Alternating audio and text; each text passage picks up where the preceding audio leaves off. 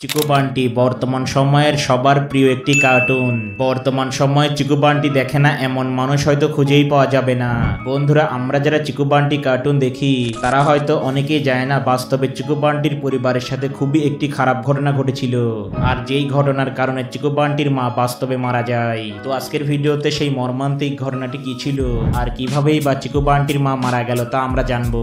আর আপনারা যদি এই চ্যানেলে নতুন হয়ে থাকেন তাহলে অবশ্যই চ্যানেলটিকে সাবস্ক্রাইব করবেন। তো যেমনটা আমরা জানি চিকু বান্টি কার্টুনটি 2021 সালে প্রথম সম্প্রচার করা হয়, আর কার্টুনটির দর্শক জনপ্রিয়তার কারণে এখনো চলমান রয়েছে।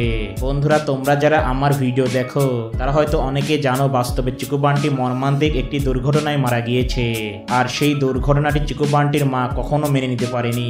চিকু বান্টি মারা যাওয়ার পর তার মা একদম খাওয়া দাওয়া বন্ধ করে দেয় এবং এক পর্যায়ে সে প্রচন্ড অসুস্থ হয়ে যায়। এরপরে চিকু বান্টির পরিবারের লোকজন তার মাকে হাসপাতালে ভর্তি করে।